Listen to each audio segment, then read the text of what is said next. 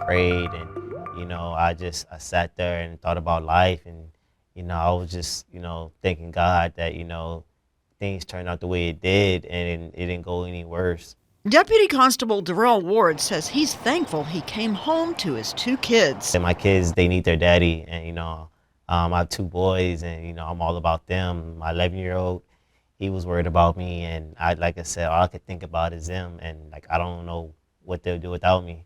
Grateful for kids and the co-workers who helped save his life, and the body armor that stopped a bullet from piercing his chest. Well, I can say that's one strong vest, I can say, and I was just shocked. I was just shocked that that it didn't go through, and I was just looking at it, I was just surprised. I'm like, this vest really saved my life right now, and it could have been worse. And whatever company provides those vests, we need more of those vests, because that was a good vest.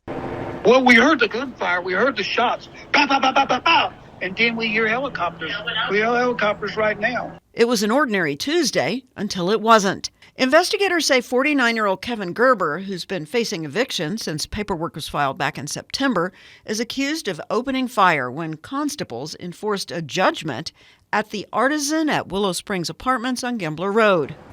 I wasn't expecting, for things to go south, and I was just thinking about my guys up there, and I had to have their back, and and I was just so much was going through my head. My adrenaline was running, and it was just chaotic during that time. I kept my composure, and I stayed in the fight with the guys.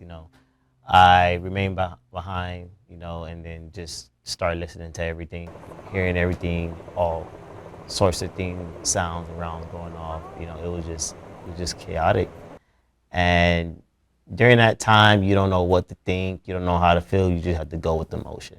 Ward, who's been with the department for about a year, says the culture of training and teamwork by Constable Kat Brown is a true lifesaver. Talk a little bit about the value of training and teamwork. So pretty much, we take alert training, which is a very serious training. Of course, it's mandated through the state after the Uvalde incident. And one thing I can say about our constable, they always make sure we have the best training and the best resources for incidents like this.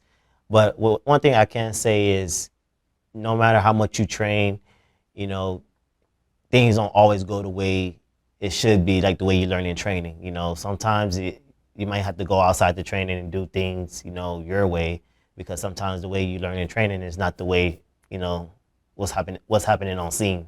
So that's one thing, I can say that you got to kind of start thinking, using the thought process when you get into a situation like this.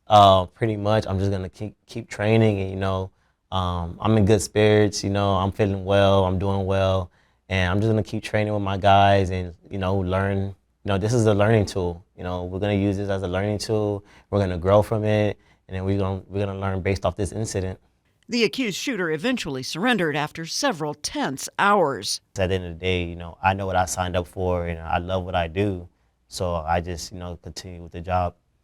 Gerber was initially hospitalized for injuries. He finally made it out and appeared before a magistrate during the overnight hours. His charges: 1 count of attempted capital murder of a police officer, 3 counts of aggravated assault on public servants for the other people who were in the line of fire. His bonds total $2.5 million. He's still in jail. In Northeast Bexar County, Sue Kelberg, KENS 5.